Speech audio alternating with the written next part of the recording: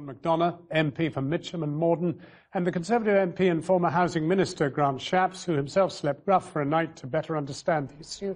And with me here, Lord John Bird, founder of The Big Issue. But first, let's go to a soup kitchen in Ealing in West London and talk to the organiser, Andrew McClay, along with Mark Harvey, who's been homeless himself. Andrew, how many have you got in there tonight? I think we have around about 50 to 60 in here tonight. It sounds very loud. Now, are you able actually to give them accommodation tonight? I mean, can they sleep there, or you're just feeding them? Well, we feed them and we provide them with entertainment. In terms of accommodation, we refer to a few organisations for that. So we look after every other need that they have besides accommodation. Now, have you seen an increase in the numbers of people coming to see you in the last year or two? Oh, yeah, definitely. I mean, when we started this, we started with about 40 people on a Monday night. Sometimes we get up to 150 here, so it's a marked increase. Even in terms of men and women, it used to be that you'd see about 80% men, 20% women. Now it's about 60% men, 40% women. So something's going wrong. Mark Harvey, I saw you nodding your head when I asked whether there'd been a big increase in the last year or two. You were yourself homeless. Who intervened, or what intervened, to put you back into some kind of housing? I was homeless in 2005, 2006 for 9 months. I was on the street from December until September, and what forced me to get myself back in line was in September. The temperature started dropping. I'd done 1 winter sleeping on the streets, and I couldn't do 2 winters. And because I was a homeowner in Ealing, I knew Ealing Council had a duty of care to me, so I went to the housing and spoke to them, and that was 11 years ago. But now I work with helping people on the streets. You're now there in the centre, clearly helping Andrew. What's your sense of what is happening around you right now? Do you really sense there is an increase? Yes, there's definitely been an increase. The figures that we're looking at, I'm looking at the official government stats, we say 4,000, just over 4,000 people homeless on the streets. And a few weeks ago, the Greater London Authority acknowledged that there was 8,000 people living on the streets, with 2,700 just in Westminster alone. I go out giving hand warmers out in the streets, hats, gloves, and I see the numbers increasing. Right, thanks for the moment. We'll be back to you in a moment. But John Bird, you've had a very long perspective from the early 80s right through to today, Big Issue, which you launched as part of a campaign to try and ease the crisis. How do you read the present situation?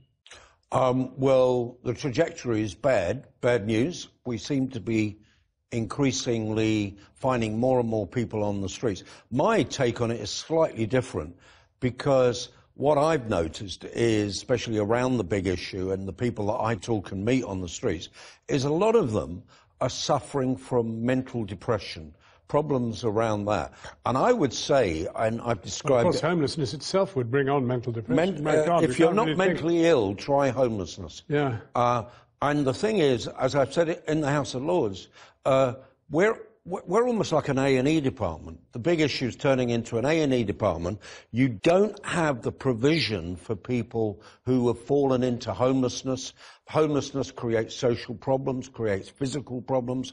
So you've got this kind of weird thing where the streets are where we're trying to sort out many of the problems around the National Health Service, around austerity. Austerity has knocked the feet out of the poorest in society. And also you've got the added fact that there are people who are moving around the country looking for work, and the work is not there, or it's not there at the rate. Added to that, and I think this is the real sign that we're returning to a bit of Victorianism. At the end of the 19th century, there were a lot of people who were working on the docks who lived in the streets. They were homeless. And what we're getting is people being homeless actually working. And that is a really destructive piece of chemistry. Let's go over to Westminster then, and let's begin with you, Grant Shapps. You actually did a night on the streets to see what it was like. What's your analysis of why we are where we are? One of the things is I think you just have to keep on top of homelessness all the time. And I think there can be no doubt that the moment the eye's taken off the ball, you start to slip backwards. I became sufficiently concerned just in the first few months of doing the job as Housing Minister, having set up a homelessness foundation before that, that if we didn't keep everything in place, we would start to see homelessness rise. And for a long period of time, a couple of years, I had monthly meetings where I would meet with the then sort of director of all policy across government, that was Oliver Letwin, and we discussed how to deal with, for example, the welfare changes, make sure that housing policy kept up with that, and took a whole load of different initiatives, including launching an app and a website and a phone number called StreetLink, which still runs to this day and has helped now thousands of people get off the street. So you've got to do it the whole time. If you just don't happen to have people who are really, really focused on this issue, then I'm afraid the upshot is, for all the reasons that John Bird was just talking about and others, which is that homelessness actually, of course, is to do with lack of housing, but it's actually also to do with the whole myriad of complex reasons. If you don't get your health policies right, your welfare policies right, your housing policies right, and much else besides, then it is very easy to end up in a situation where the number's increasing, and I'm afraid that's what's happened. Siobhan McDonough, where does this start? Does it start with the failure to build public housing? I think it starts with the failure to build enough public housing. I think it starts with an increased dependence on private rented sector accommodation.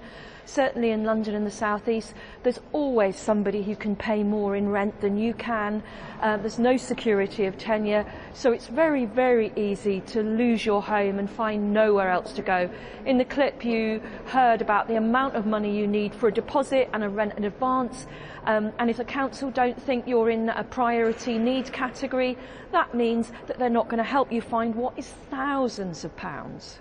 Well, Grant Shapps, there are solutions. I mean, there is prefabricated housing. There are all sorts of ways in which an emergency, massive national effort to provide housing could be launched right now. And your government's in power. It has the wherewithal. Why doesn't it do it? Yeah, I mean, governments have been struggling with trying to produce this housing for a long time. I was part of trying to do that. There is something that is worth mentioning, which actually follows on from Siobhan's point. We both just voted for it, actually. There is a Homelessness Reduction Act, which has just been passed and has to be enacted. Now, I want to see ministers actually put that into law urgently in 2018 because, and this is really important, one of the cases that you were just covering, in fact lots of people will be familiar with this, is where people have gone to the council before they've become homeless and the council says, sorry, come back when you're homeless. And that's not good enough, and you actually have to have that help coming in sooner. And that's what the Homelessness Reduction Act let's do. I'm trying to get in because I'm not saying a lot of people share my view, but I think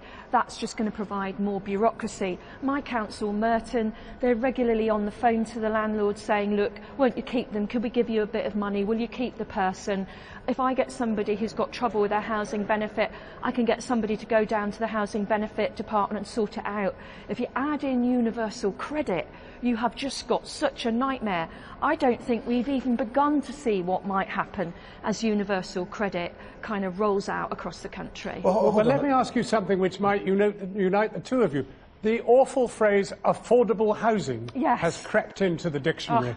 And it is utterly meaningless in terms of resolving the homelessness crisis. Well, Grant Shapps, can't you knock it on the head and talk about unaffordable housing and time to build affordable, actual council housing? Well, most housing is unaffordable, as you say, and even when it's shown as being or suggested being affordable housing, affordable to whom and in what circumstances? But I think the answer to your question is, and you asked me before and I didn't quite get to the point, if you are going to solve the housing crisis, you need to build 1 million homes, 2 million homes. And I'd suggest you're not going to do that by just trying to find extra plots of land, particularly in London and the South East, which is pretty developed. You're going to have to build brand new establishment, brand new towns. I think new garden cities built actually across the country at a scale that makes them sustainable so that we can have like a proper step change in the amount of housing available in this country. Siobhan?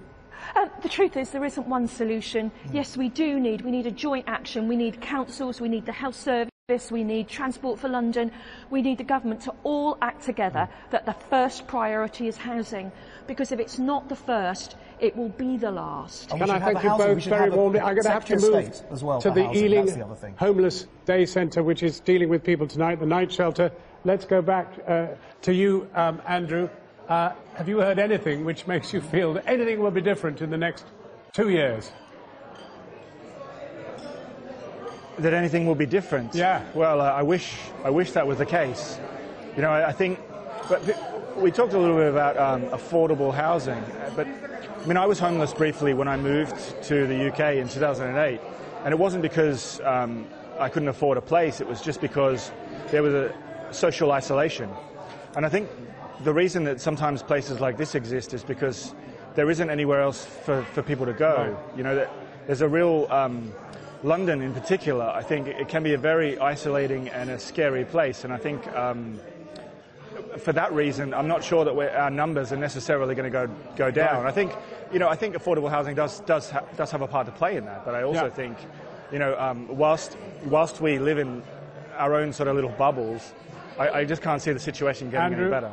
Thank you very much indeed for joining us. John Bird, thank you very much indeed. I'm sorry we haven't had longer to talk, but thank you very much indeed. I wish we could bring in the low-wage economy, which means that the poorest in society don't have the bounceability to absorb this terrible austerity. Let's leave that ringing in people's ears and get them to think about it. Thank you very much indeed.